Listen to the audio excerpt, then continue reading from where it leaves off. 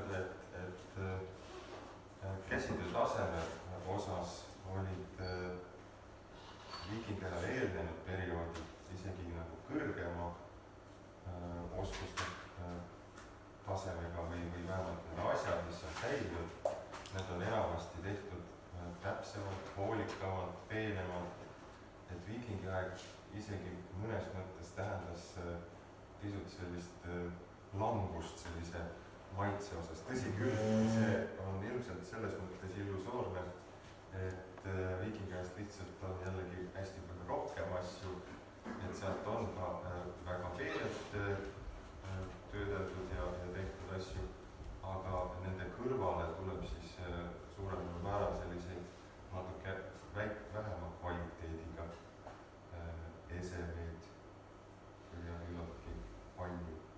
Et viikingajale eelnenud ajal siis on leide vähem, aga nad on nagu ägedamad mõnes mõttes.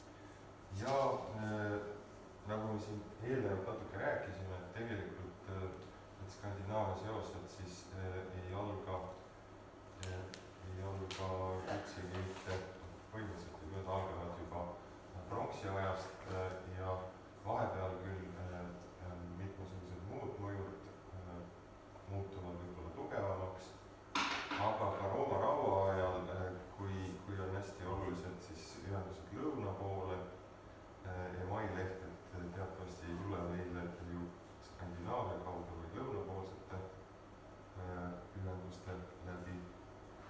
Samas selle Rooma rauaajal uuemad leiud näitavad, et need germaani kontaktid olulisel sümboolika tasandil olid ikkagi olemas, et selles osas võib meelde tuletada siis hiljuti Saaremaalt leitud kuldvõru, kas ta nüüd on kaelavõru või käevõru, aga ta on küllaltki suur ikkagi oma kullakogused, on ta praegusenigi päris puhtalt materjali mõttes päris hinnaline ja omas ajas siis sellised kuldvõrud seostusid ikkagi ühiskonna täieliku tipuga, kuningate või nende lähemate lähikondlastega. Lisaks sellistele võrudele olid siis Skandinaavias käibel sõrmused, Skandinaavias olid ka need kullast. Sõrmuse kujundus oli siis mõneti analoogiline nendele kaela- või käevõrude omadele, aga nad olid siis väiksemad ja sõrmuseid on seostatud siis selliste nii-öelda vasallisuhetega, et siis sellest kuninglikust tasemest natukene allpool olevad ülikud, kes olid siis mingis lepingulises võib-olla alluvussuhtes selle kaelavõru omanikuga nii-öelda. Ja kui siis Saaremaalt see kuldvõru leiti, siis tundus, et see on nii erakordne, et ta asetub nagu suhteliselt sellisesse tühjusesse, et kõik muu materjal on hoopis teistsugune, teistele suundadele viitab. Kuid lähemalt vaadates selgub, et päris nii tühi see siiski ei ole, et siit samast Tallinnast mitte kaugelt Sahakalmest on leitud siis hõbedast taolise kaelavõru katkend ja mitmelt poolt on leitud siis sõrmuseid, mis tõsi küll on pronksist, selles mõttes mõlemal juhul see materjal on siis läinud hulka odavamaks nii-öelda kui Skandinaavias, aga see kuju on ikkagi põhimõtteliselt säilinud ja võib öelda, et siis see Skandinaavia eliidi sümboolika on mingil moel leidnud kasutamist ka siis Eestis ja mõnevõrra ka lõunapoolsetes Baltimaades on neid pronksist selliseid kaelavõrusid leitud, mille kujundus ka sellest kuldvõrust siis nagu on inspiratsiooni saanud. Nii et need sellised Skandinaavia aristokraatia rollimudelid olid populaarsed ikkagi ilmselt juba Rooma rauaajal, ranniku Eestis vähemalt.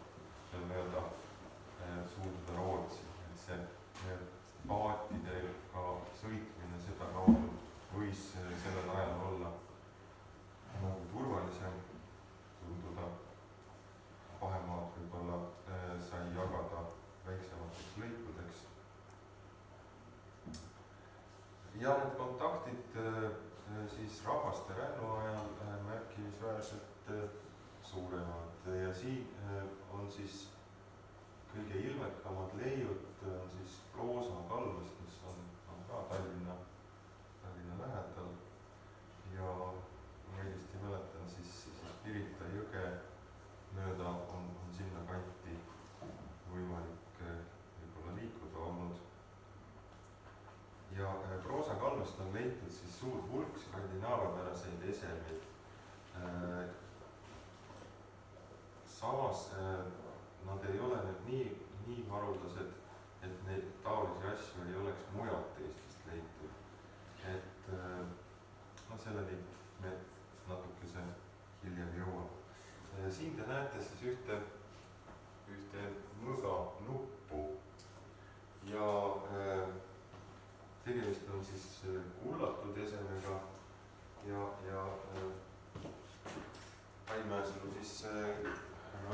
küsis, et kuidas mul need peamised pinnad nii tumedad on, tegelikult nad ongi sellel asjal ka siis oksüdeerunud vähemalt tumedaks ja siin võib küsida, et võib-olla see kullatis on ära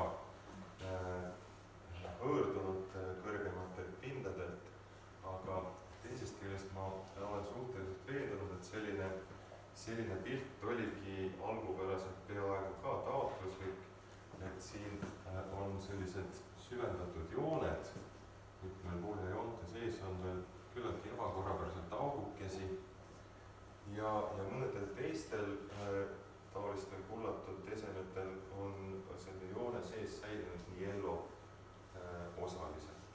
Nii et võib arvata, et need jooned olid täidetud musta sellise emailitaolise olusega, mida nimetatakse jelloks. Selle valmistamisse ma praegu ei hakka kommenteerima, kuidas see käib, aga tundub, et seda on küllalt palju kasutatud ja see esteetika oligi selline, et sügavamad kohad olid kuldsed ja nad on siis lõigatud niimoodi kaldu selliste nurkade all, nii et põhjad ja selle mustri sügavamad osad on teravad ja sellised kuldsed pinnad siis üksteise vastas nagu peegeldavad ja annavad päris toreda efekti. Nüüd,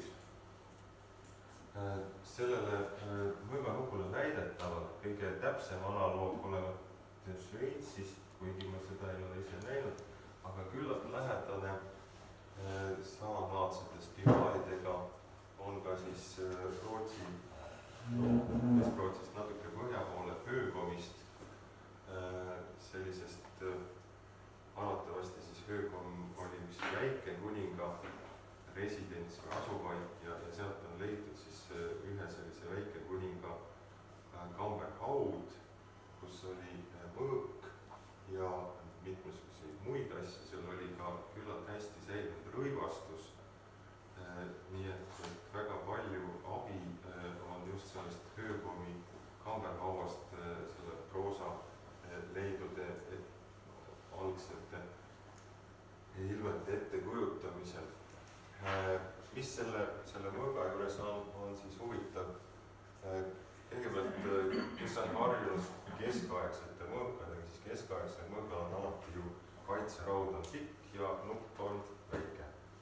Nüüd rahvasterännu aja ja sealt edasi kuni viikingaja lõpuni peaaegu on suur osa mõõku sellised, et ka see ülemine asi, mida on vahel nimetatud siis ülemiseks kaitserauaks, et see on ka küllaltki pikk ja Höökomi puhul on nad ühepikkused. Et seal ei olegi mingitki sellist mõõduvahet. Ja teiseks on märkimisväärne, et nad on orgaanilisest materjalist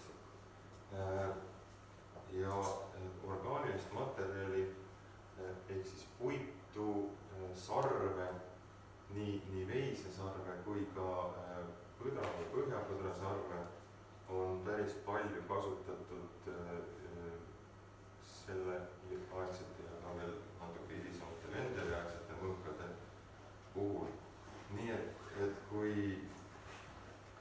kui vahel öeldakse, et orgaanilisest materjalist kaitseraud, et see ei saagi olla nagu kasutatav relv, siis sellele tahaks nüüd küll vastu vaielda. Sellised relvad on olnud laialdaselt kasutused, no tegelikult ju ka Rooma Gladiuse puhul sageli käibide oli orgaaniline ja miks seda kaitserauda üldse siis vaja on, ega me ei kujuta ju, kes on vähekene näinud või teinud sellist mõõgavõitlust, siis ta saab aru, et kui vastase hoog tuleb, siis sa ei lähe seda blokeerima selle mõõgakaitseraua. Et sa püüad seda pigem kaitset ennast kilbiga ja see nii-öelda kaitseraud, selle funktsioon ülevalt. See ei ole vist ust. Et selle puhul siis, kui võitluse käigus siis näiteks vastase mõõgateraga, oma mõõgateraga kõrvale juhtida, siis see vastase mõõgatera võib libiseda mööda seda tera ja siis see kaitseraud pidurdab seda. Aga see ei ole mingisugune raiuv löök, mis siis peaks sellest puust või sarvest nagu juhti läbi lööma. Selles mõttes, kui näiteks Siksala puhul on väidetud, et see luust kaitseraud ei sobi võitlusrelvaks, siis ma ei ole päris täpselt aru saanud, miks. Aga omal ajal on sarve ja luud ja puitu kasutatud päris palju. Ma olen lugenud isegi siis veisesarvest kui materjalist tehtud kiivritest külmis olevat üks selline olnud ja Inglismaalt vist Wollastonist on leitud järgmised ka. Et isegi kiivrit on tehtud sellisest materjalist.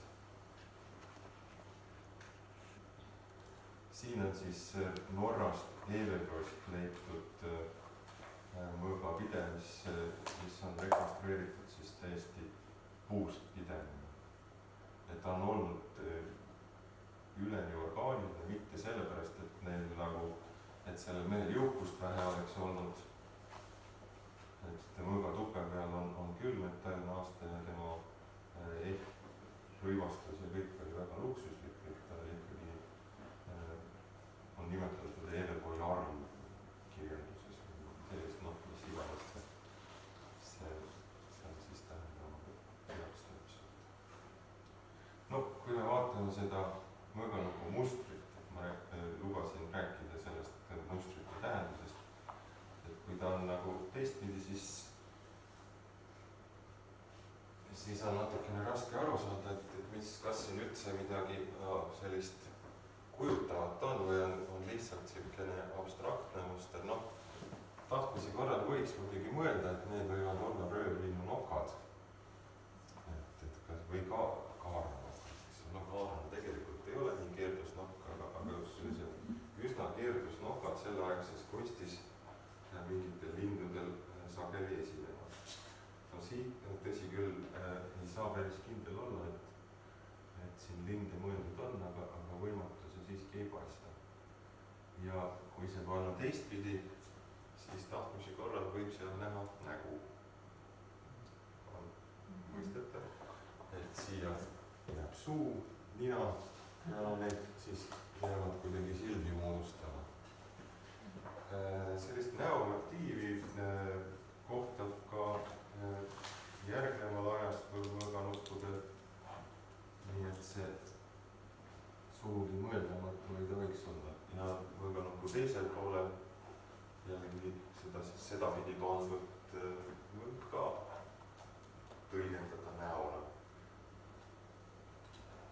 Et sellised mõõgad muidugi ei ole Eestis väga tavalised, küll aga on siis üks detail veel, mis kindlasti siis just nimelt rahvasterelvaaegse mõõga juurde on kuulunud sellise spiraalornamendiga ja leitud oli ta siis kuskil Tuhusoo kandist. Pärnumaalt, jah. Et suhteliselt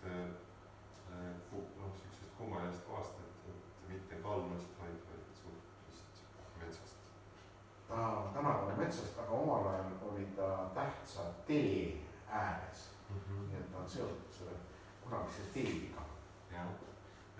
No, ma olen siia juurde pannud Norrast siis leitud ühe uhkema mõõga, millel ka on spiraalornament, küll natukene võib-olla keerulisem ja teistsugusem. Et ta ei tähenda, et ta täpselt selline pidi olema, aga ta võis natuke midagi sarnast olla. Siin me näeme, et mõõga kaitserauad ja kõik osad on tehtud küll metallist, aga see ei pea tingimata niimoodi olema ja kahe metallist osa vahel võib siis ka veel olla orgaanilisest materjalist. Aga jällegi see ülemine kaitseraud ja nupp on hästi laiad, eks ole. Nad ei ole kuigi kõrged, aga nad on hästi laiad. Et selles mõttes sarnased. Roosalt on leitud siis hulk muid detaile, mille puhul alati ei oska küll päris täpselt öelda, et mis kohast nad pärit on, aga mingeid oletusi võib teha. Kas te saate aru, mida seal ülemises osas kujutatud? Seal on loomad pigem on need loomad, ma võtan selle ja näitan selle.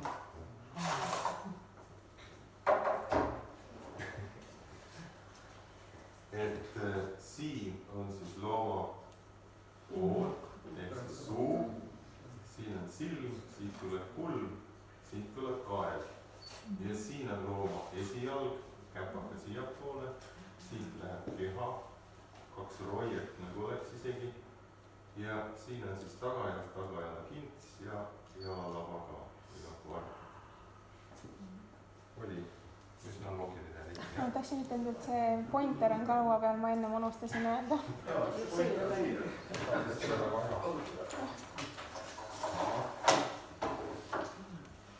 Selge.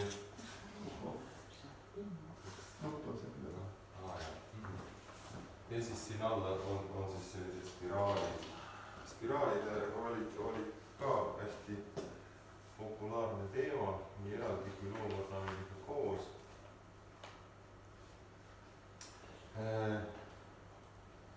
Ja teine selline tore jublakas sealt samast roosa kalvest. Kuidas siin loomad on? On juba loetud või ei ole? Käsi on, inimese käsi on paremat kätt. See võib-olla võiks olla jah, nagu inimese käsi käe. Ei, paremal pool, küünlakopp ja käsi täitsa üle.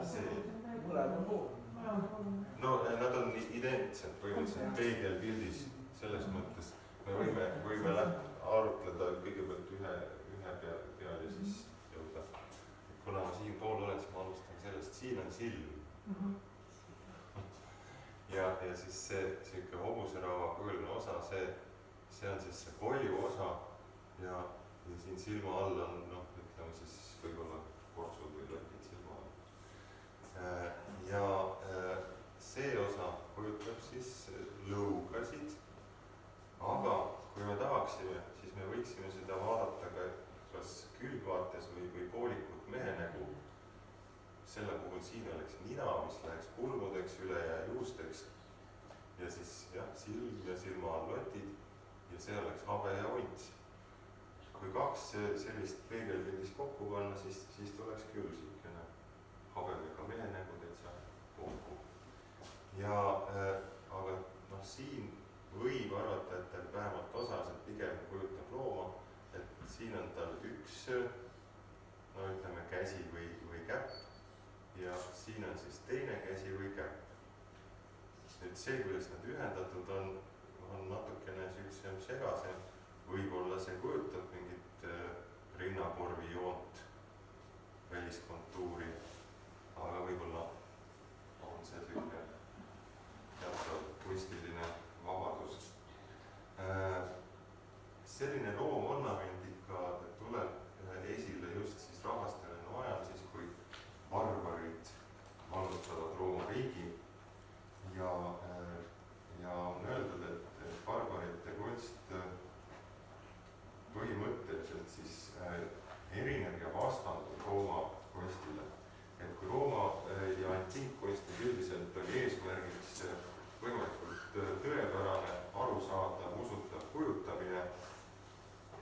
siis barbaarsus Põhja-Euroopa kunstis või kunstis, mis Põhja-Euroopast lähtus, jõudis langopardidega tegelikult Itaaliasse välja.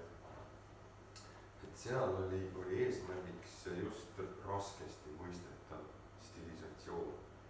Et seda on võrreldud siis hilisemast ajast teadaoleva skaldiluulega, et skaldiluule võis olla ka äärmiselt keeruliste selliste ümberütlemiste või kujunditega. Mis mul hästi on meelde jäänud, et näiteks selline väljend nagu haavaokka higiluik. Oskab keegi arvata, kuidas seda siis nüüd lahti arutama hakata? Et mis asi võiks olla haavaokas? Relv. Mis võiks olla relva higi? Veri. Ja kes võiks olla vereluik, kes tulevad lahinguväljale, kui see pigem need kaarnad siis jah on.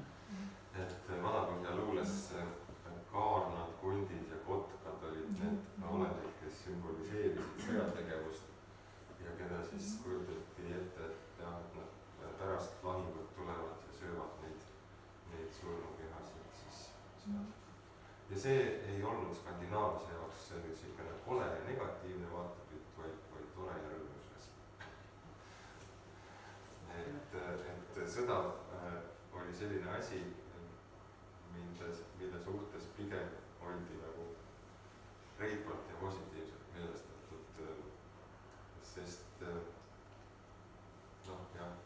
hilisemal ajal on teada, et näiteks üks tubli ja edukas viiking Egil Skallagrimson, kui ta vanaks jäi, siis ta ei olnudki väga rõõmus selle üle, et ta vanaks jäi ja pimedaks jäi ja nõrgaks ja jõuetuks. Tegelikult ta väga jõuetu ikkagi ei olnud, sest ta veel seal vanas eas suutis 2 orja abiga matta endale varanduse maha ja siis need orjad ära tappa. Isegi siis, eks ole, jah. Aga sellegipoolest ütleme siis nii, et ideaaliks oli pigem siis vältida seda sükest vanaduspõlve haigusi ja vitsutusi ja surra heroiliselt kuskil võitluses. Selliste loomakujutiste puhul, mis osaliselt võivad olla nii sellised ambivalentsed, et nad on natukene loovad, natukene muutuvad ka inimesteks. Selliseid kujutisi kohtab ka hilisematel perioodidel kuni viikingaja lõpuni välja.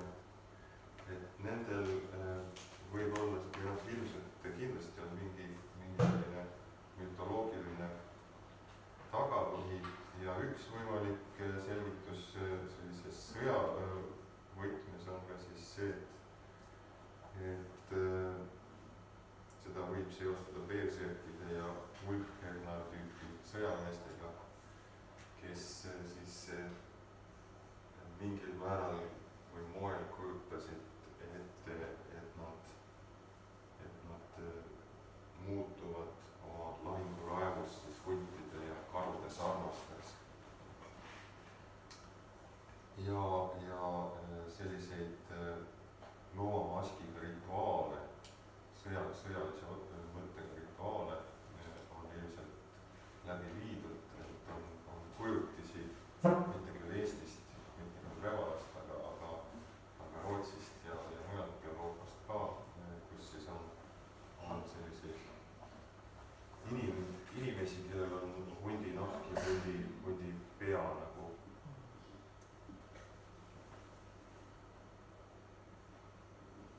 Kus need asjad võiks minu nägemust mooda kasutust siis leidnud olla.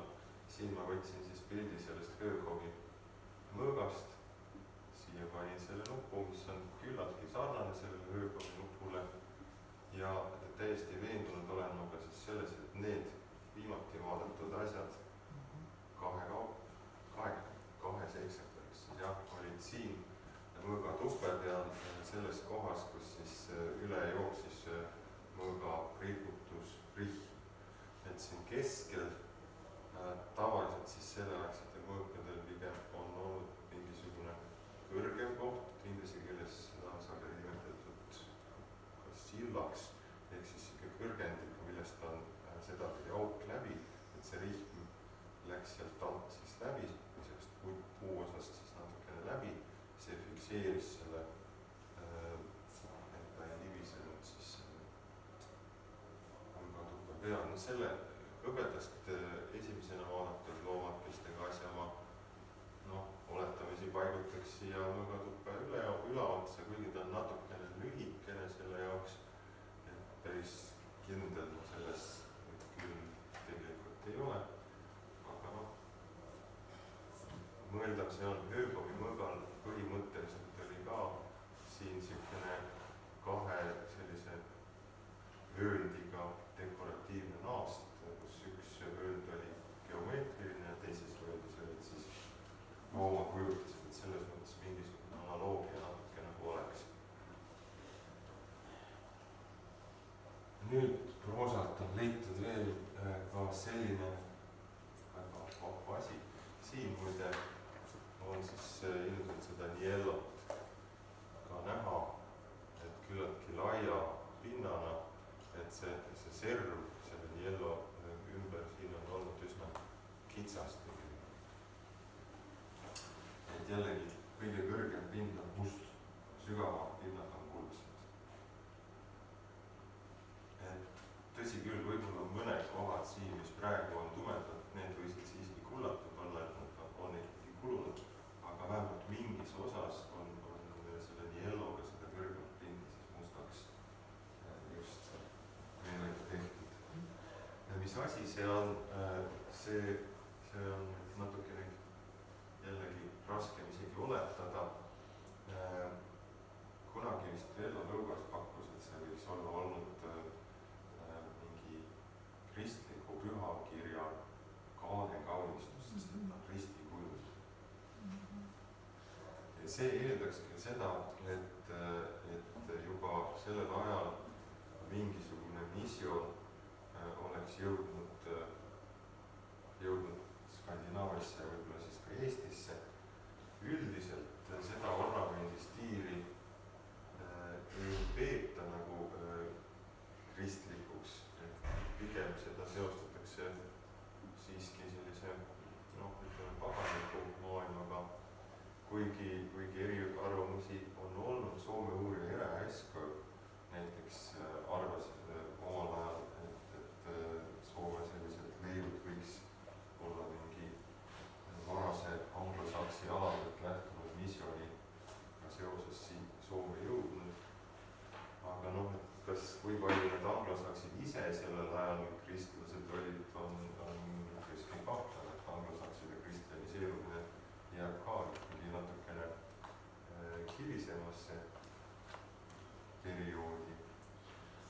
Selle asja puhul huvitav on see, et tal on needid ehk mingisugusedki kinnituselemendid on ainult ühes otsas.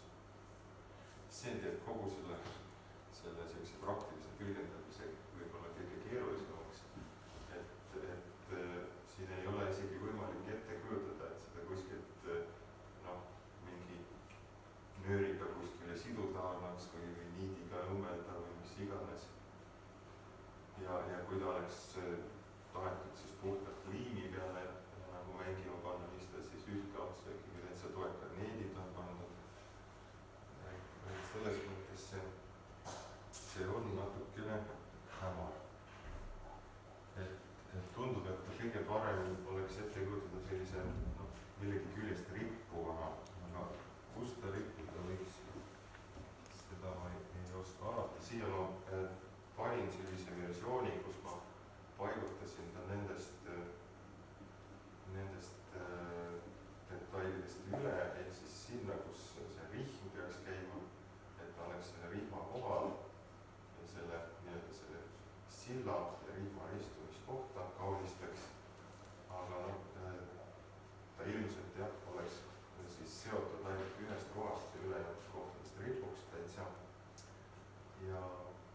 kas ta seal on olnud, seda on muidugi raske öelda.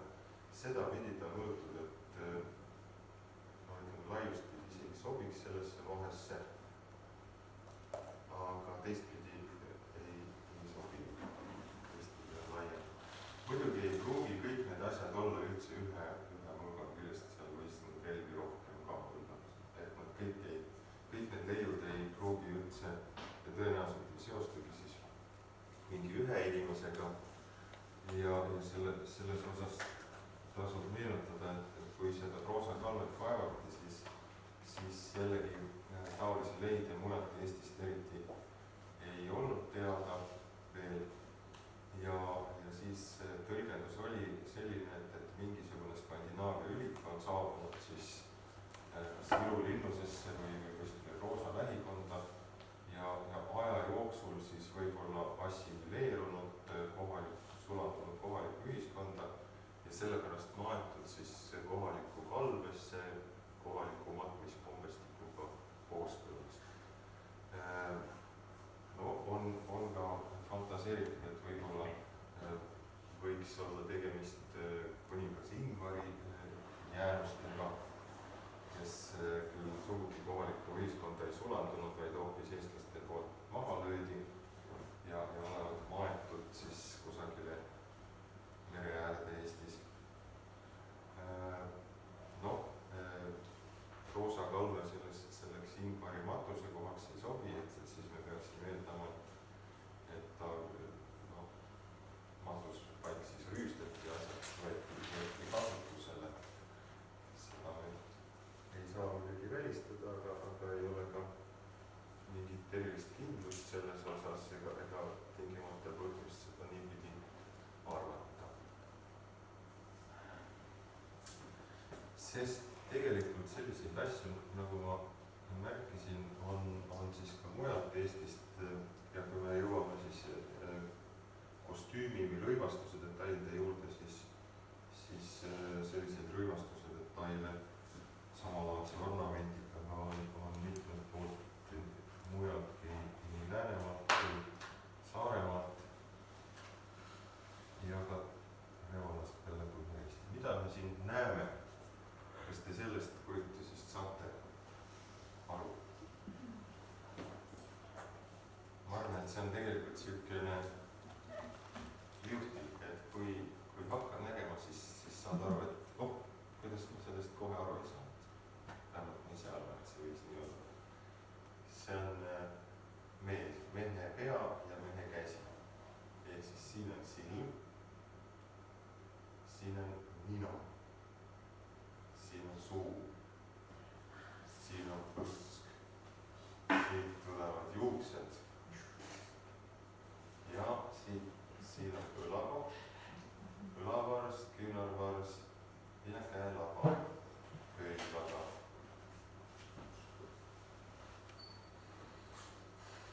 Et iseenesest, kui seda nägema hakata, siis täitsa loogiline tööd. Lihtne.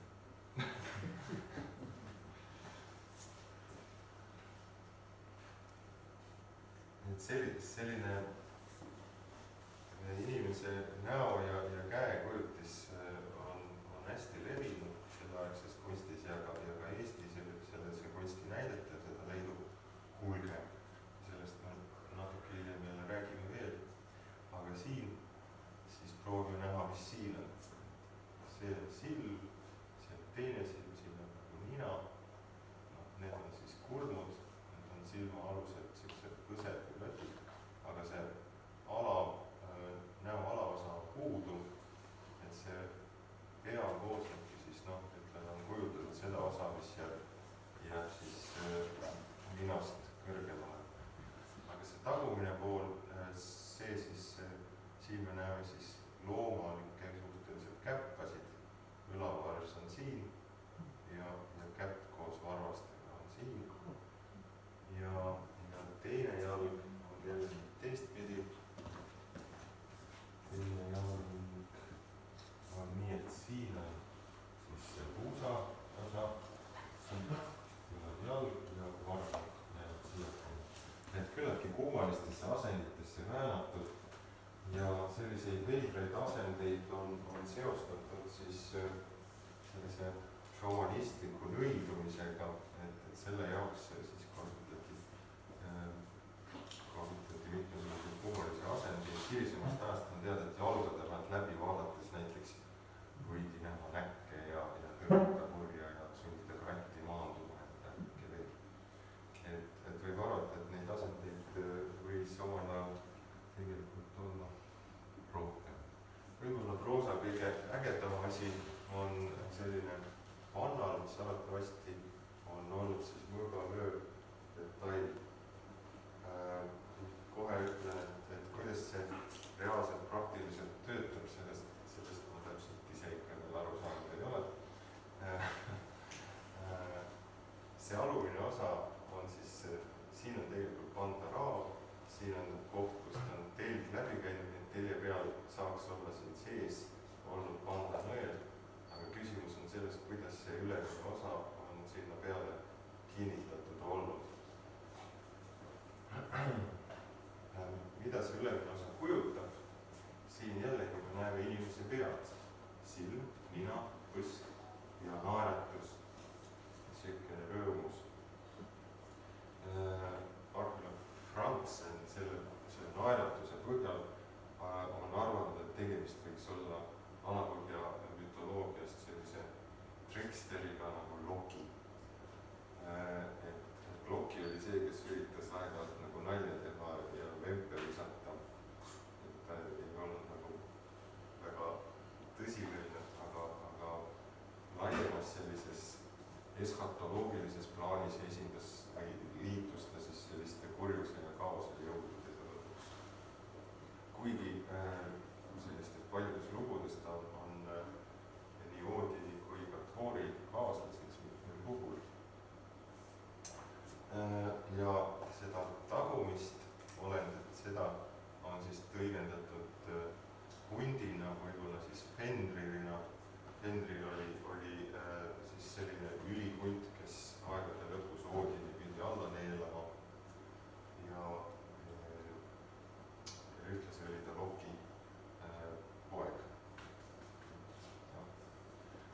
Kuidas ta hunt on, siin on silm, siin on suu, siin on üks käpp ja tagajalg läheb jälle kuidagi natuke imeliku vääntega. Oli nüüd kujutasid aru saada? No, siin on see nägu suuremalt ja naeratus paistab ka hästi välja ja see spiraal ilmselt seal all siis kujutab siis seda habet, mis tal võis seal olla. Põsk sükene, kotid silmad all, kulmud. Siin üleval ees on veel üks sükene mingi mumm, mida siis on tõlgendatud soolatükkana ja nähtud ka seoste mitte koomiliste tegelaste triksteritega. Tegemist ei ole tänapäevaks siis päris haruldast või ainulaadse esemiga, et selliseid on nüüd välja tulnud, just neid ülemisi osasid on välja tulnud mõnelt poolt Taanist ja Inglismaalt veel, aga ütleme selle puhul funktsionaalne kasutus on natukene arusaadav. Siit on ilmselt käinud üle rühm, mis siis on olnud vöörihma küljes ja sidunud selle siis panda külge nii-öelda, et kogu see asi on toiminud nagu ühe sellise panda nõelana. Sama ka siin, seal küll Norrast leid. Siin võib märkida, et jällegi taga on seesama sükene loom, kes midagi nagu suhu haarab. Ja ees on siis inimese pea, siin on tal üleval veel ka linnupea. Aga erinevalt Eesti näitest siin on selline kurvameelne, et suunurgad on allapoole. Et jah, ma ei ole väljaspool Eestit sellist naerut näinud, et see eestlased või Eestis oli nagu rõõmsam lähenemine.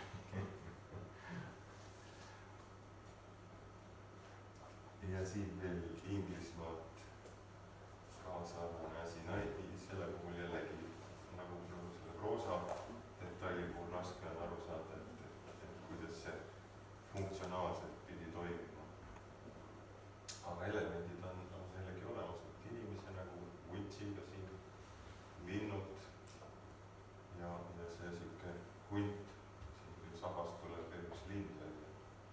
Ja siin veel üks nägu, et selle proosa asja puhul tegelikult oli ka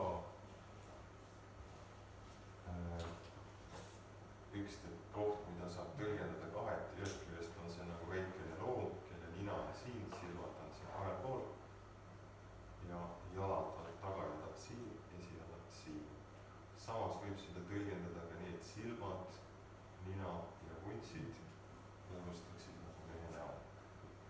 Et ilmselt need mõlemad tõlgendused on nagu isegi mõeldud olnud, sest et siin jah, sellel inglise näitel on nüüd see nägu nagu rohkem välja toodud kui proosas on. Näitel on pigem loom selgem, siis siin on pigem see nägu esile toodud. No ja siin on inimese pea ära jäetud, aga seda vahvam on see siukene hammustaja loom, kellel nüüd on kool kinni tõmmatud siukse nööriga. No kuni aegade lõpuni Fenrir on ka köidetud sellise köidiku või ahelaga, mille nimi on Gleipnir, mis oli tehtud sellistest asjadest, mida peaaegu olemas ei ole, nagu kassisammude müra ja muud sellised asjad.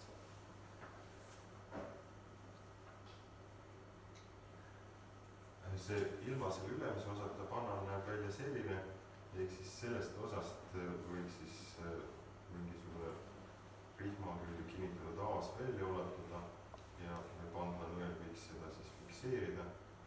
See tagumine osa on siis fikseerinud pandlarihma teise otsa külge, et see oleks nagu loogiline. Kui nüüd oskaks selle ülemise otsaga sinna külge kuidagi panna, siis oleks vahva.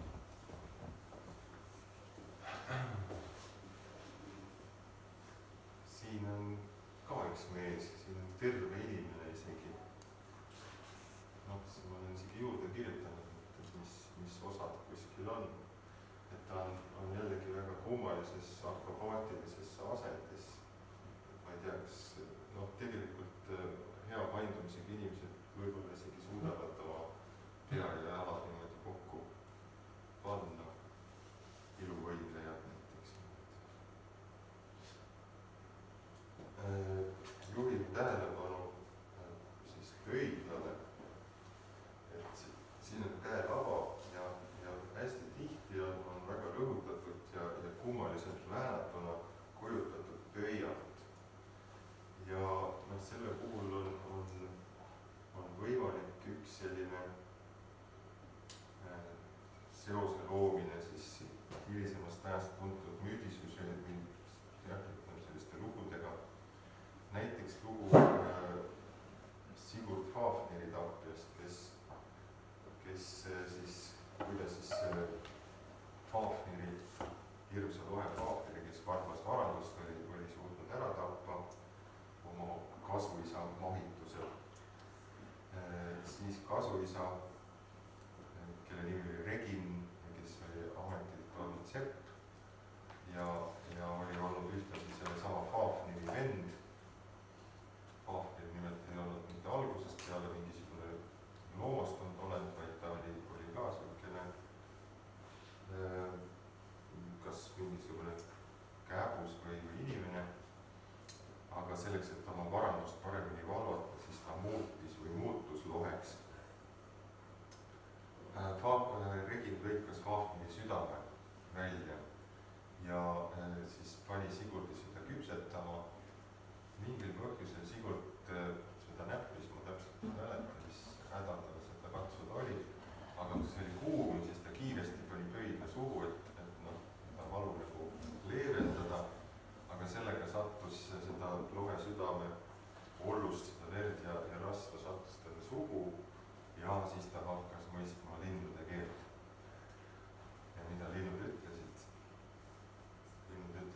tapab see regin ka ära, siis sa saad varanduse endale, muidu tapab regin sinu ära.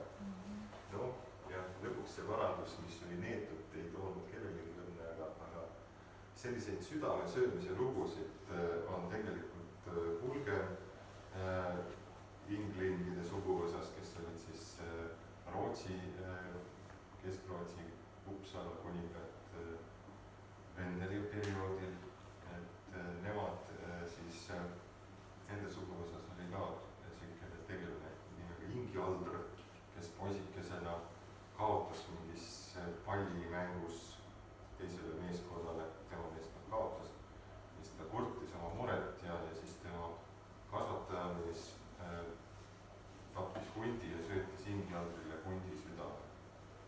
Ja Ingi-Aldrist saigi väga kuri inimene.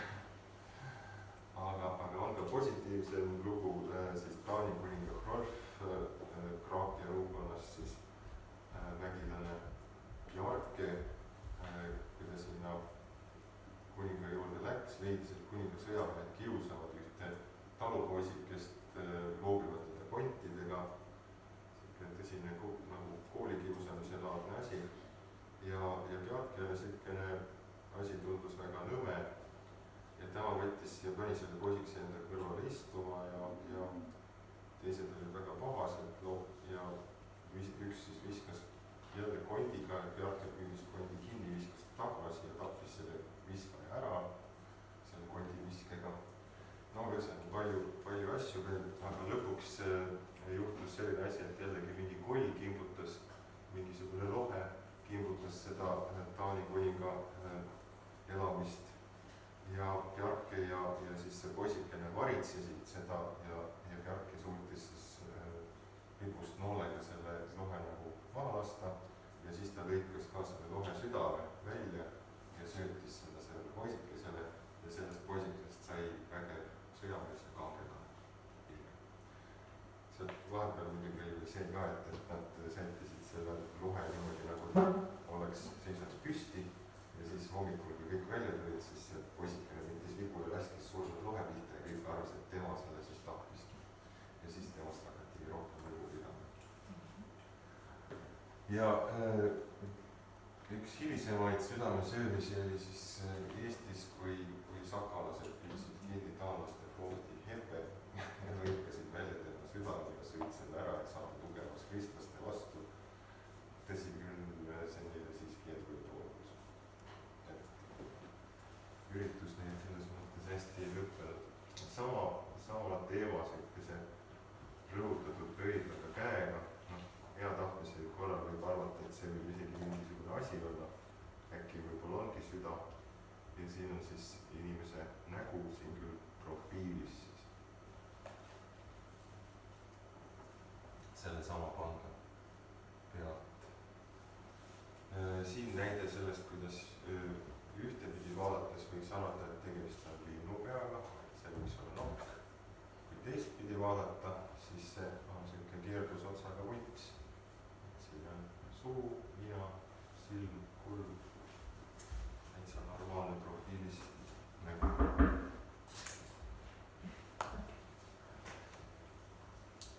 mida proosalt veel on leidnud hulgaliselt, on selliseid nuppusid, mis on siis olnud rõivu kinnitus detailid, et siin on siis Norrast üks näide, kus on seda rõivast ka, tekstiili ka säilinud, see on siis kõladel kootud selline lai pael, mis on olnud nagu mansett kuueservast ja siis siuksed plekist klambrid on seda varrukalõhikut või ka küljelõhikut kinnitanud ja need klambrid on siis riide külge kinnitatud selliste neetidega ja neetidel on väga peened sellised kaunistatud pead. noh, siin on jällegi Höökomist Rootsis siis sellise kostüümi rekonstruktsioon, et näete päris uhke siuke mansett ja küljelõhik ka.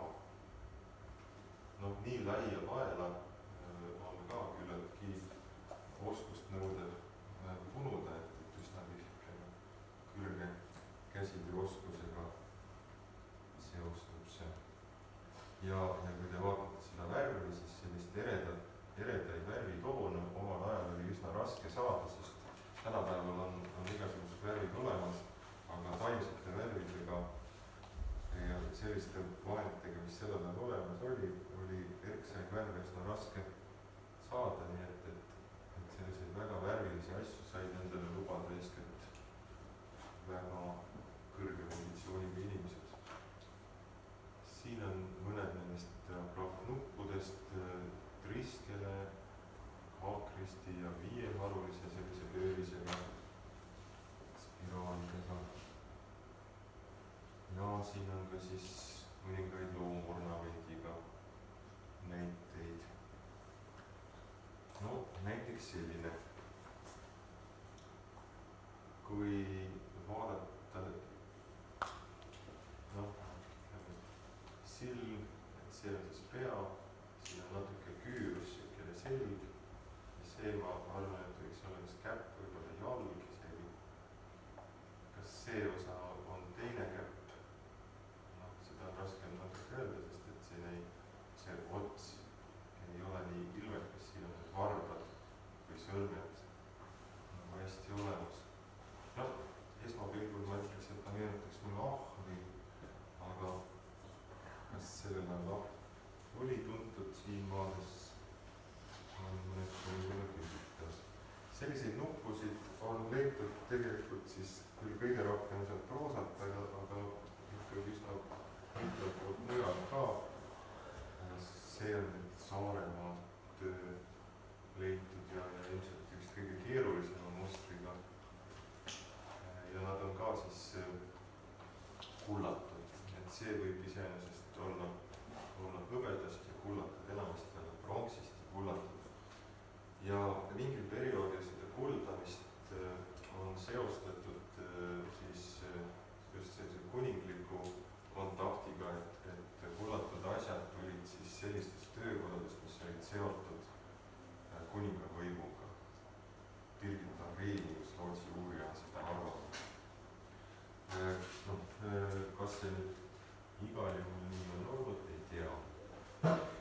Siin näite sellisest ornamendist, millest ma võin öelda, et ma ei ole ikkagi ise aru saanud. Vahel tundub küll, et kui hakkad arutama, siis lõpuks on kõik loogiline, aga siin on üks proosanuppudest, mille puhul ma olen jätta jäänud.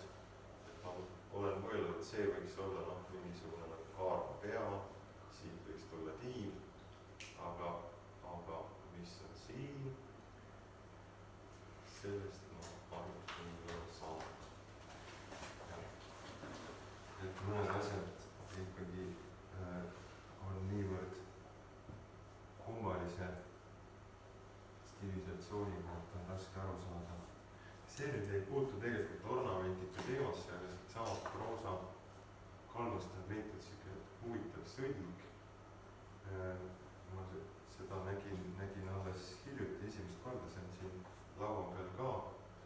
Ja mis selle sõle puhul on siis huvitav, ta on eest on siis ristikujul ja siis on ta siuke kaar, sõle nõel on siit alt käinud kunagi ja kaare peal on siukene ketas ja siin on ilmselt olnud ka, ma arvan, et vähemalt 4 ketast ja võib-olla siin all otsas on ka midagi olnud. No, minu oletuslik rekonstruktsioon, kui ma siis vaatasin analoogi otsisin, siis mulle tundus, et sugugi lihtne ei ole neid analooge leida, et enamasti selleaegsed sõled seal lääne pool on ikkagi pigem natuke erinevad ja lõuna ja ida pool hoopiski ei ole selliseid. Aga siiski ma leidsin selliste kettakujuste laienditega sõle küll Karvatsist ja samamoodi nagu siin selle proosa sõlel on siuke pärlkraadist rõngas ühe sellise ketta puhul säilinud, siis kas Rootsi eksemplaril on see olnud või on alles. Ja samas see ülaosa on siis sarnane teiste sõlgede ristikujuse osa. No ühesõnaga, et see on üsna omapärane, aga ta ilmselt on kuskil lääne poolt Põhja-Germaani maailmast ikkagi siia jõudnud ja tal võib olla olnud mingisugune õhukeses plekist kate, siin on mingisugused jäänused, just nagu oleks näha, et tal selline ornamenteeritud kate on võinud olla veel peal. No siin on üks küll teist tüüpi sõlg, aga on näha, kuidas on kuldplekk on siis olnud pandud sellise pronksist sõlekehvandi peale ja siis volditud natuke ümber, nii et ta siis kinni hoiaks. Ja mis selle sõle tegelikult huvitavaks teeb, et selliseid discon bow sõlgesid on seostatud siis kõrgest seisusest naistega, kellel on arvatud olevat mingi rituaalne funktsioon ühiskonnas, ehk siis võib-olla võlvadega, kes olid sellised nõiatarid, respekteeritud nõiatarid. Osebergi laevmatuse kuninganna on arvatud, et võis olla olnud völva, mõningate kaasleidude põhjal on seda arvatud. See ripats peaks kujutama jumalanna Freyat, kes oli armastuse ja ilu ja samas ka sõjajumalanna. Ja siin on tal seesama sõlg ja seda sõlge on peetud siis, on arvatud, et kõigepealt nimetati Driesing-kaameniks just seda sõlge, mitte kaelakeeli. Lugu sellest on siis selline, et päkapikud nimega Driesingid tegid imeilusa ehte ja armastuse ja ilujumalanna Freya nägi seda ja mida siis ta tahtis seda ehet endale. Väga tahtis seda ehet endale, see oli ilus ehe. Aga mis päkapikud ütlesid? Päkapikud ütlesid, et iga päkapikuga üks öö või kuidagi niimoodi. Ja kuna Freya seda väga tahtis, siis päkapikud saidki õnnelikuks. See on ju loomivaadet saada.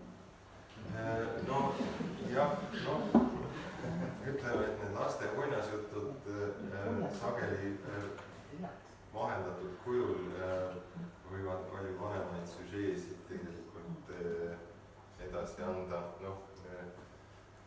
Eesti päritolu Ameerika professor Jaan Puhvel on öelnud, et ka eepos on maha käinud müüt, et mütoloogia andis hästi palju ainest siis igasugustele ka ilmalikumatele lugudele. Ja samas on võimalik, et ka reaalses elus inimesed oma elukogemusi mõtestasid läbi selliste müüdisüžeed ja leidsid mingeid analooge oma elus ja müüdisüžeedes. See tundub üsna niisugune inimlik.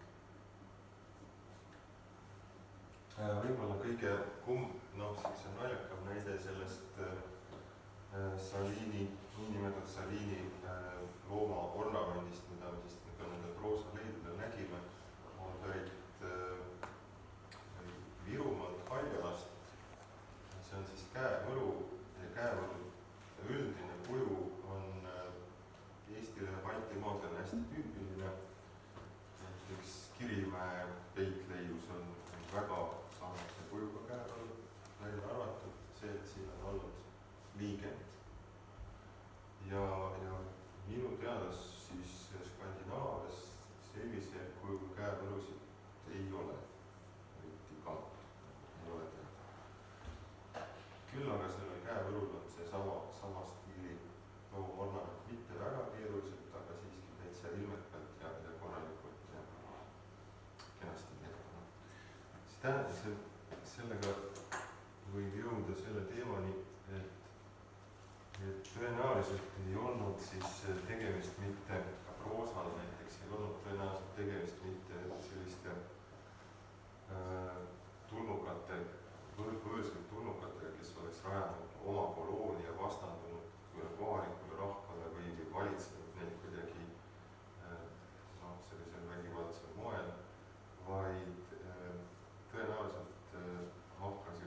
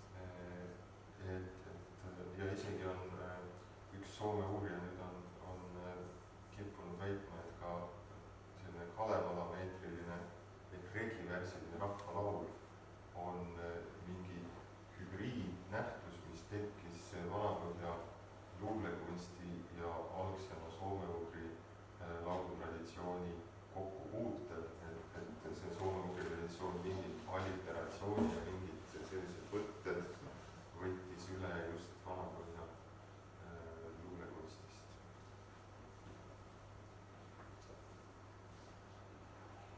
ja need, siin natukene, üks pilt on siiski natuke ära vähendunud.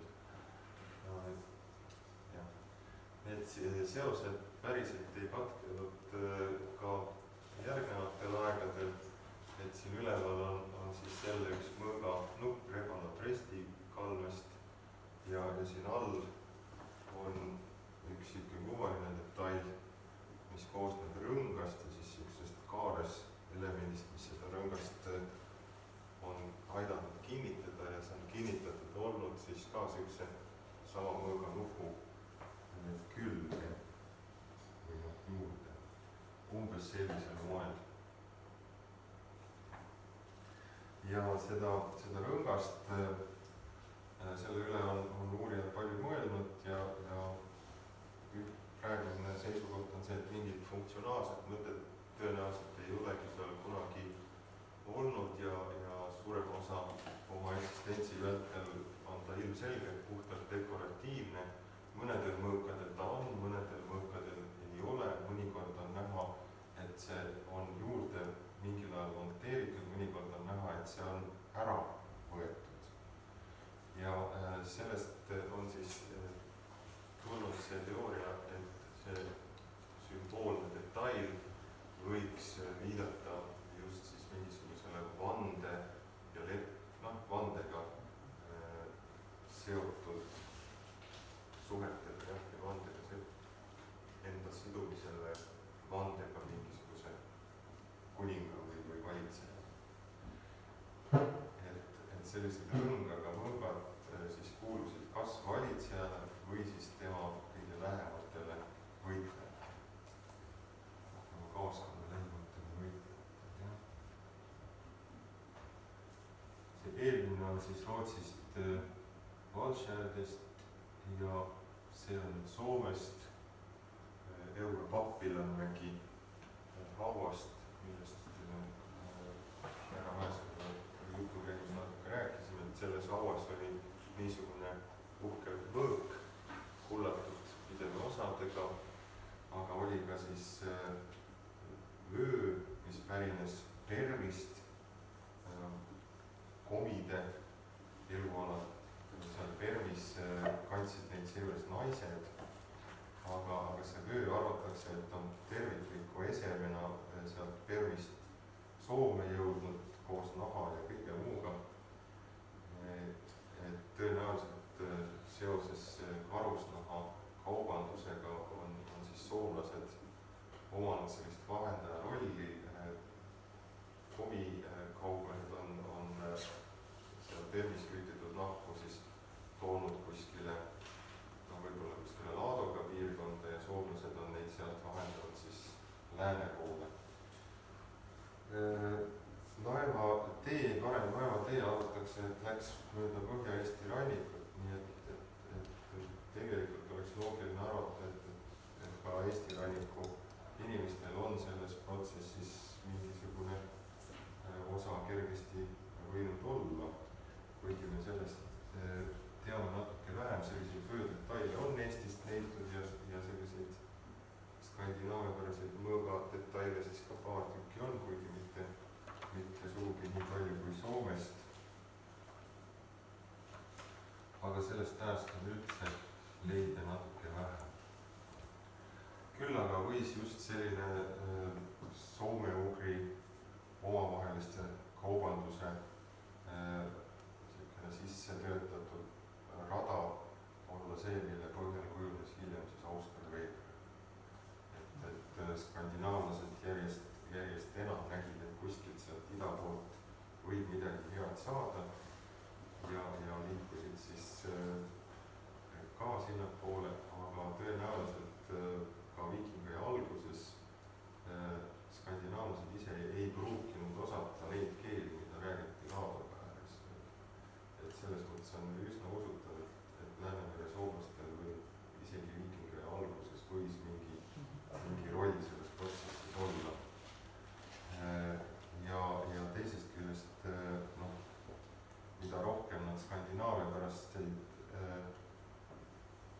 esemeid kasutasid, eeskätt sõjamehed, seda vähem on neid võimalik skandinaavlastest eristada. ja nüüd jõudsime siis viikingiaja juurde ja siin ma tahan teile näidata ühte, kuidas selle ajaga on, kas mul aega on veel? no ajaga on natuke juba üle. on üle? aga sellest ei ole midagi. jah, ma arvan ka. Lähme siin. et kes peab ära minema, siis võib vabalt saab minna. et siin keskel on siis linnakselt leitud niisugune naast, mida ma arvan, et on kuulunud hobuse valjaste juurde. Vasakul, tähendab siinpool on siis Gotlandi Proast leitud valjanaast ja sealpool siis Norrast Morrest leitud valjanaast. Sellise orrenaastuga täiesti identne on leitud ka Läänemaa keskmäest. Proa, need hobusevaljad olid väga uhked, luksuslikud, väga paljude naastade ja metallelementidega. ja selle järgi on tervet seda laadi loovornamentikat nimetatud Proa stiiliks. Linnakse valjanaast ei ole selles Proa stiilis, vaid on õigupoolest üpriski omapärane, et mitte öelda imelik ja kummaline. Ma olen siin üritanud nüüd natukene seda ornamenti lahti mõtestada ja siin allosas näeme siis sellist 3 loomast kokku põimunud pöörist selles mõttes, et ta natukene sellise riskelelaadse kujundi moodustab oma põimumise keskosas. ja siis siin on need 3 looma niimoodi üksteise käest lahti valvatatuna. Päris napakate asetega, võib-olla tunduvad nad eraldi, aga kui nad koos on, siis nad on üsna selline tore tihe pundar. Aga mis selle nüüd imelikuks teeb? Iseenesest see, et loomakujutised omavahel põimuvad, on Skandinaavia kunstis nagu kõige tavalisem, olulisem asi. Aga siin on see, et nad loomad põimuvad läbi üksteise ninade. Näete, siin on ühe tüübi nina, siin on üks silm, teine silm, nina vahel, suu siin all, see on pea, eks. Ja teise looma lindkere läheb tal ninast läbi. ja sama on siin ja sama on siin, põimuvad läbi ninade. Sellist asja ei ole ma näinud mitte kusagil Skandinaavia või üldse sellises loomaornamentikas. Et see on nagu nii-öelda ainulaadne ja väga imelik asi. Samas ilmselgelt ta on seotud sellise Skandinaavia loomaornamentikaga, aga ta on mingisugune üsna veider versioon sellest. Ja kui eelmisel pildil me võisime näha, et kõigil neil on siin ülaosas mingisugune nägu või pea. Et siin on loomapea, siin on siuke tore vanamees muntsidega. Siin on ka pea. Me näeme siin kulmud, nina ja suu ja lõug. Aga midagi imelikku, kas tuleb silmast välja või läheb silma sisse. Mingid teravad asjad. Või ühelt poolt silma poolt teravad, teiselt poolt lähevad laiemaks. Kas purskavad pisarad silmist või torkab ta ennast millegagi, raske öelda. Jällegi hästi kummaline, millel ei ole mingeid analooge. Et jälle me võime ette kujutada, et sellel asjal on mingisugune oma müstiline taust ju tõenäoliselt olemas. Aga mis see taust on? Et see võis olla mingisugune kohalik müüditeisend, mis Islandile kunagi ei jõudnud, mida Islandi kirjamehed kunagi üles ei kirjutanud. Ja selle tõttu see ongi nagu unustusse vajunud. Ja jällegi see võiks nagu viidata sellele, et tegemist on siis näiteks koha peal kohalikus mingis töökojas valmistatud eselega mingisuguse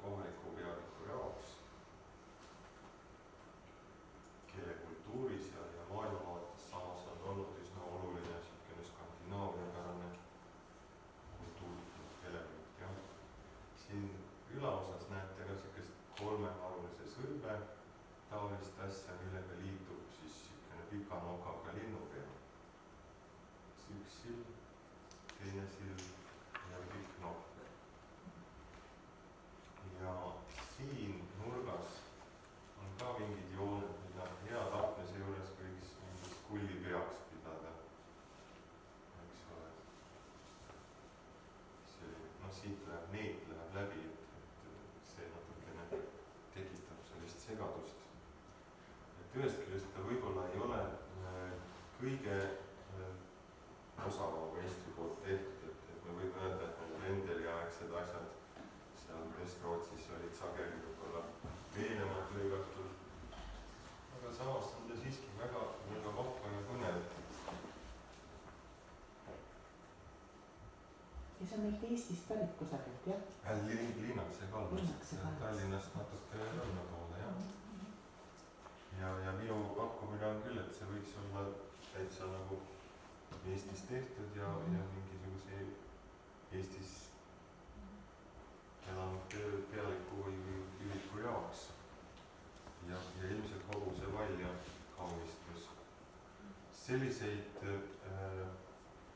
ma veel ütleks, et minu arust need näevad natuke sellised inimlikud välja, et neil on silmad, nina, suu nagu inimesel.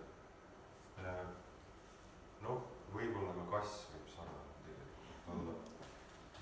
See natukene meenutab siis Norra Osebergi laevmatuse puunikerdusi, kus on ka selliseid inimesetaolisi olendeid, kes mõnikord on natukene siiski ka loomaliku olekuga või kuidagi imelikes asendites.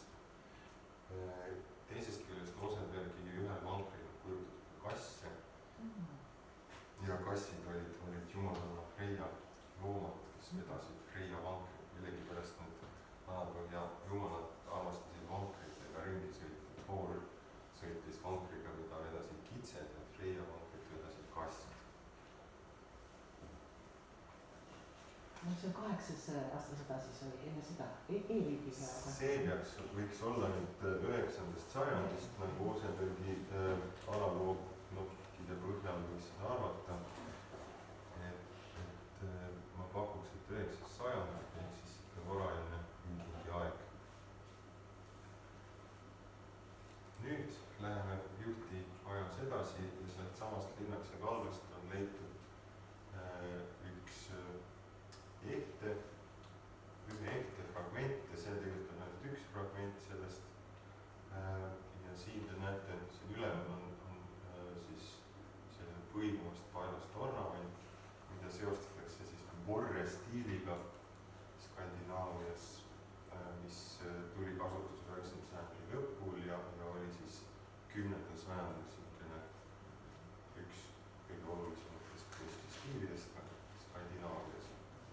Aga see ehe iseenesest ei ole Skandinaavia pärane, vaid on Baltikumi pärane ammukujuline sõlmtorn. Väljanägemiselt midagi sellist. See on nüüd Saaremaalt leitud ja jällegi on siin tegelikult siis selline Skandinaavia pärane põimuvast paelast ornament, mõningate imelike väikeste detailidega küll, aga põhimõtteliselt jällegi ikkagi siuke Skandinaavia ornament siin peal on. Samasuguse kujuga sõlgesid on Eestist ja Soomest, aga kõige rohkem siis lõunapoolt Balti aladelt, Uramaalt näiteks leitud, aga seal on neil siis selline triipudega siuke geomeetriline kujundus, et sellist loomornamenti, põimornamenti seal nagu ei kohta. Aga Eestis on nüüd mõned taoliselt välja tulnud. See on siis Virumaalt Haljolast ja üsna samasugune on veel Virumaalt Ebaverest. Need on nüüd siis kõige keerulisema ja siis selles broa stiilis ornamendiga.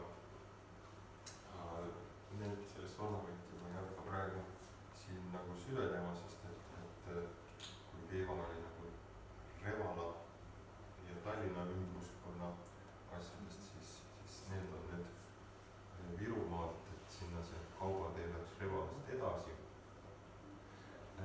Selle juures on huvitav, et Eestist ei ole kuigivõrd leitud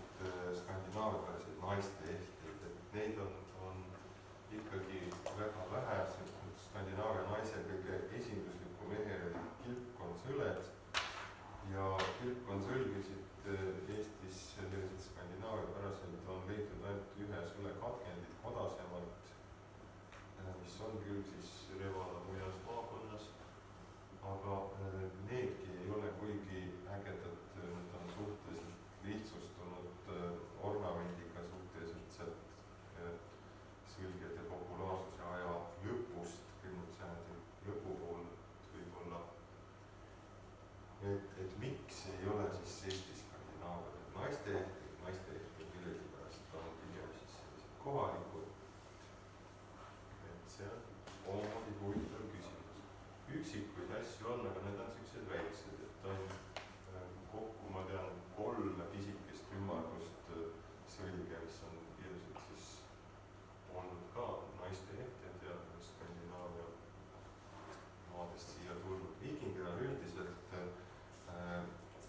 eriti just 10. sajandil ehted ja esemed muutuvad natuke standardsemaks, sest kujunevad sellised linnalised keskused, kus töökodades valmistati asju suhteliselt suurtes kogustes. Et kui Vendeli ajal ja tegelikult ka Viikingi alguses leidub selliseid imelikke omapäraseid versioone rohkem, siis 10.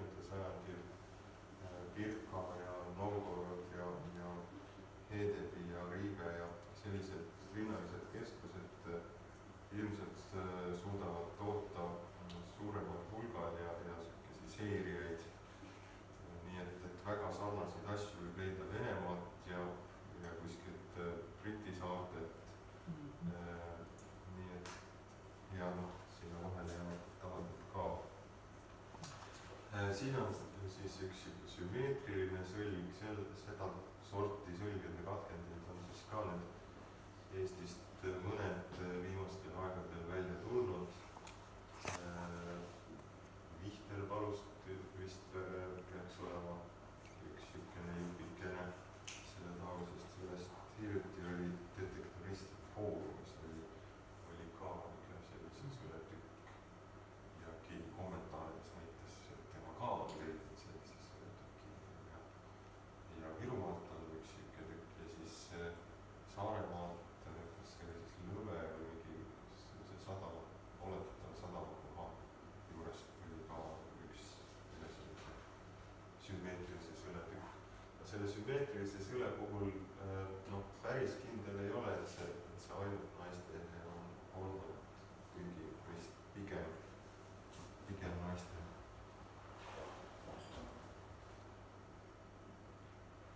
No ja oma kahvakul ma nüüd jõudsin tegelikult siis Viikingi aja lõppu ja siin ma tahtsin näidata seda, et Viikingi aja lõpus muutusid skandinaaviapärase loomornamendi relvad Eestis üsna populaarseks ja sajandi esimeses pooles need leiud koonduvad hästi selgelt Saaremaale, Läänemaale ja siis ilmselt natukene ka Põhja-Eestisse. Ja seda kunstistiili nimetatakse ringerike stiiliks, selles kaunistati siis odavatsi ja mõõgapidemeid, nii et nad kaeti hõbeda kihiga ja graveeriti sinna siis mustrid ja osa mustrist vahega kullati. Ja on arvatud, et selliseid relvi on siis tehtud ka Saaremaal võib-olla Pöide ümbruskonnas, sest mõnedelgi sealsetel odaotstel on sellised nagu selged eripärased jooned üldkujus ja tegelikult ka ornamendis. Ja selle puhul võib märkida, et kui siis Pöide lähiõiguses Viltinas ja Muhus on olnud sellised hõbedaga kaunistatud eksemplarid, siis natuke kaugemal Kaarmas ja mõnel pool mujal on olnud küll sama üldkujuga, aga ilma ornamendita odaotsad ja üks selline ilma ornamendita odaots on leitud ka Postiverest, nii et selle Pöide sepa üks tooteartikkel on mingil moel jõudnud ka Põhja-Eestisse ja selle puhul võib oletada, et see pigem on olnud just mingisugune poliitiliste suhete või liitlassuhete või selliste suhteloomiste raames tehtud kingitus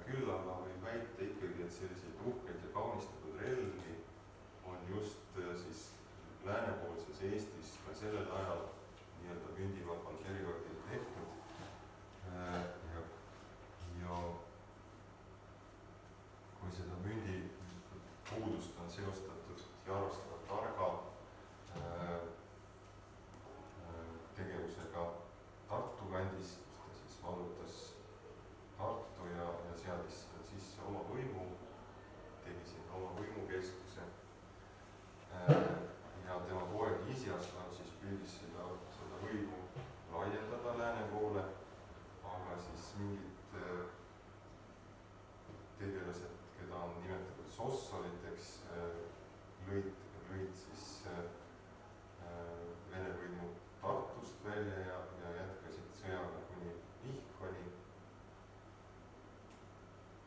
Ja siis on mõeldud, et kes need sossolid olid, seda sõna sossol on seostatud sõnaga süsla, mis Skandinaavias on tähendanud piirkonda.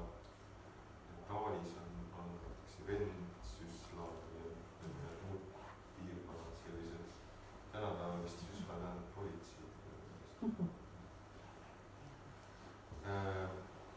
Aga Eestis on selle nime osisega nimetatud siis Saaremaad kui Öisüslat ja mandri lääneosa kui Adalsüslat. See lääneosa võis muidugi hõlmata tegelikult ka siis seda Revala piirkonda, aga kõige rohkem pigem siiski Saaremaad ja Läänemaad. Ja selle sossolite retke puhul on väljastatud ka seda, et kuna see retk toimus kevadel, siis kevadel ei olnud tõenäoliselt teed läbitavad jalgsi ega ratsa. Et tõenäoliselt oli tegemist laevaretkega ja see tähendab pigem siis jah, selliste rannikualade sõjaväge.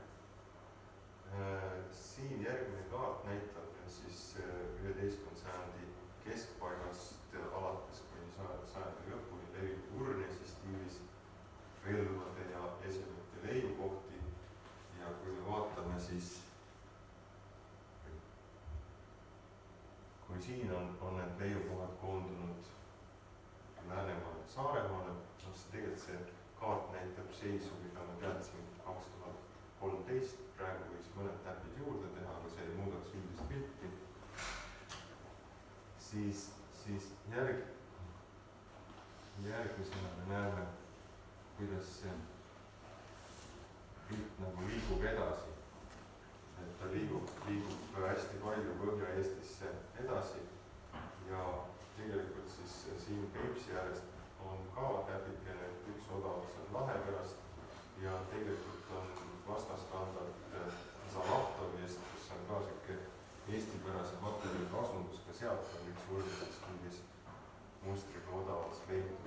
No, see on muidugi spekulatsioon, aga võib-olla see asi kajastab siis mingisugust seda sossolite aktiivsuse järgset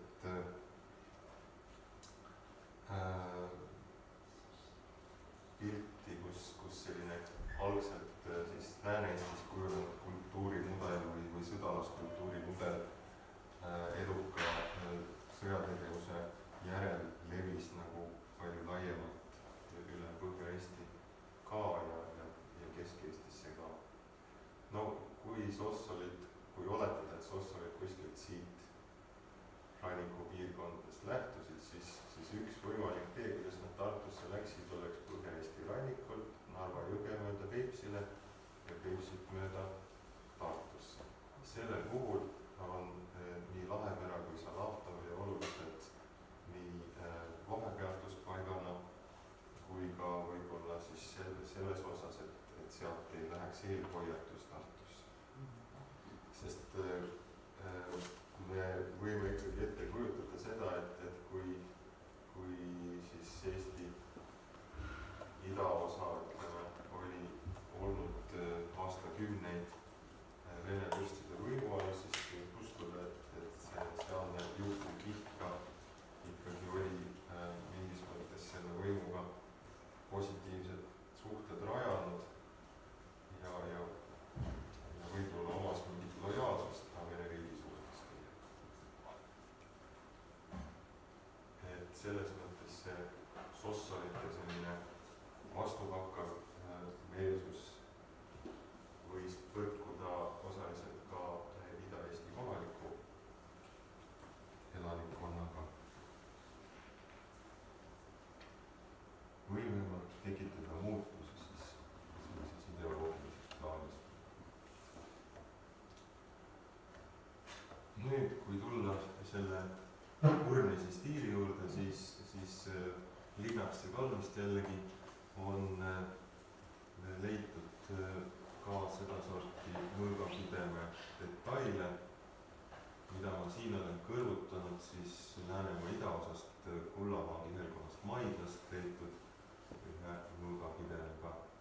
ja tegelikult on veel mõnest kohast sellise samasuguste spetsiifiliste detailide, selliste erijoontega mõõgapideme osi leitud. ja mis need eripärased jooned on, et siin ma ei hakka väga palju seda ornamenti lahti enam mõtestama, aga siin kohas asub siis loomapea.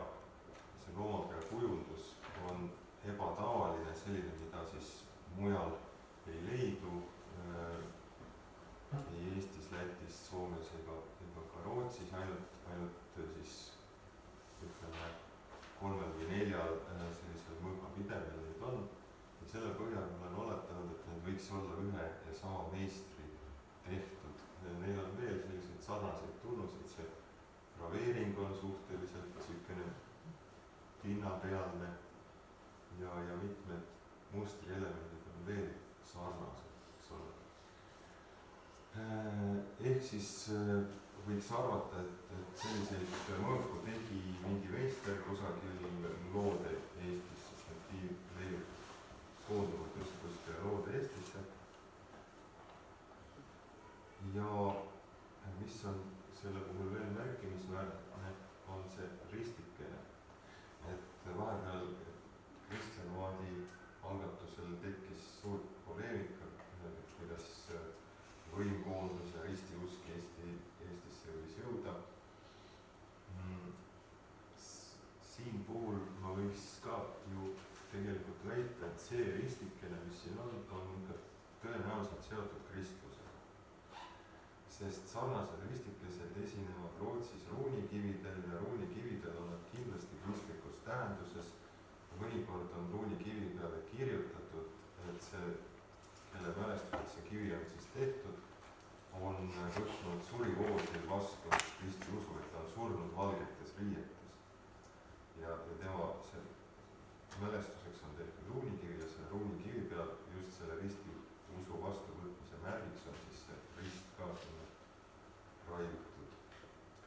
ja nüüd, kui me siit nüüd natukene fantaseerime, siis oleks meil kusagil loode Eestis tehtud relvad, lugeda ja kullaga kaunistatud mõõgapidemed ehk siis elitaarsed relvad, mille puhul on vajalikuks peetud lisada sinna kristlikku sümboolikat, mis võiks tähendada siis füsioloogiliselt seda, et neid relvi tehti mingisuguse üliku kaaskonnas ja et see ülik tõenäoliselt pidas oluliseks märkida ära oma seost või ka oma järgijate seost ristiusuga.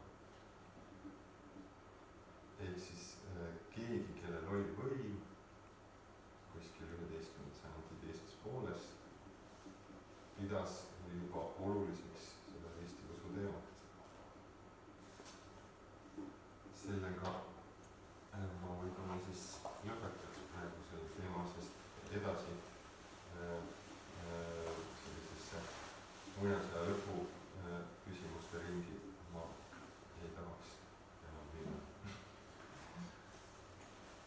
ja Urnese stiil oli siis mõnes mõttes ka viimane sellistest viikingi stiilidest, et ühest küljest võib öelda, et järjepidevus sellises esteetikas säilis kuskilt, võib isegi öelda, et rahvasterännu ajast kuni 11. sajandi lõpuni, aga sealt edasi tulevad siis juba muud nähtused kunstis.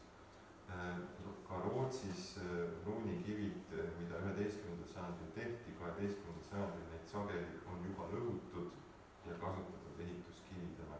et kuigi ruunikivid sageli olid kristliku sisuga, siis 12. sajandil, kui kultuur rohkem seostus sellise Lääne-Euroopa kultuurimudeliga, siis ka see niisugune oma ruunikivide teema ei olnud enam nii tore ja oluline. et siis juba taheti rohkem euroopalikud ja selline omapära ei leidnud enam sellist väärtustamist nii palju. see kõik on muidugi niivõrd kuivõrd, sest saagasid ja etasid kirjutati üles veel hulk aega hiljemgi. Et Eestis see kultuurikatkestus on ilmselt ka olnud suurem ja kuidas ja millal see täpsemalt ja mismoodi see toimunud on, sellest ma praegu ei tahaks hakata arutlema. Et ma sellega lõpetaks oma jutu. Kui kellelgi on küsimusi, siis ma vastaks küsimusi. Kas kellelgi on küsimusi? Kas kultuurikatkestust on käsitletud ka, vaat seda vaimses mõttes, et muidu see oli ju loogiline, nad läksid oma maailmast üle ja Kristus oli küllalt sarnane, eks ole, Oogin seal ka tahtis ennast katsele panna, kas ta jääb ellu või ei jää ja mis surm tähendab ja kõik nii. Et see võis nagu seda pidi tulla üle neile, et oma tugevale vanale nüüdile toetudes. Ja siis seal see Beowulf, eks ole, aga see on 6. sajandi kelle pandud, eks ole, aga seal on, tähendab eri värss mõnes mõttes, kui nii võtta. Seal oli 2 reas, eks ole, rütmiline alliteratsioon vastamaan samas, et see on tohutu vana kaune tegelikult ja see, mis jääb meie kalli poega. No ja praegu Soome uurija härra Frog on üritanud üsna mitmeid artikleid, kus ta enam seda väidab, jah. Et see sellisest vana Põhja või vana Germaani luuletraditsioonist on see Kalevala värst nagu siis väga palju üle võtnud või inspiratsiooni saanud. Et see idee ka, et nad läksid seda maad otsima, eks ole, ja kus maailma lõppu nad läksid, see on ka rohkem nagu Skandinaavia idee, kellel on laev all. Noh, selles mõttes me võimegi arvata, et mingis mõttes ikkagi kujunes selline ühtne, teataval määral ühtne kultuuriruum, kuigi seal olid oma keelelised erinevused, aga teisest küljest on see, et kui me tänapäeval üsna sujuvalt räägime mitut keelt, siis me ei pea oletama, et vanadel aegadel inimesed rääkisid ainult ühte keelt. Et on üsna minu arust usutav, et rannikualade vähemalt siis ütleme, jõukam kiht rääkis nii kohalikku Läänemere soome keelt, Skandinaavia mingisugust murrakut, mis oli kõikidele skandinaavlastele ka mingil määral arusaadav. Ja tõenäoliselt ka siis pura keelt, balti keelt ja võib-olla ka slaavi keelt mingites piirkondades. Et selles mõttes ma arvan, et keelteoskus ei ole ka nüüd ainult tänapäevaga piirduv, et tõenäoliselt oli keeleoskajaid ka varasematel aegadel. Länne osas see asundus oli ju Rootsi asundus ennast. No selle Rannarootsi asustuse, kuidas see on Rannarootsi asustus tekkinud ja kujunud, selles osas on väga erinevaid ideid ja tegelikult mingit arheoloogilist alust arvata, et rannarootslased mingi eristuva või vastanduva kultuurina siin omaette olemas oleks olnud enne vallutust. Hetkel meil selliseid andmeid ei ole. Üks Vormsilt pärit Rootsi uurija on arvanud, et rannarootslased Vormsile tulid ikkagi seotud ristisõdadega ja et Andreas Sulensen siis Öölandi saaret või Vormsile hulga inimesi, kes võiksid siis taanlasi toetada nende tegevuses Eestis.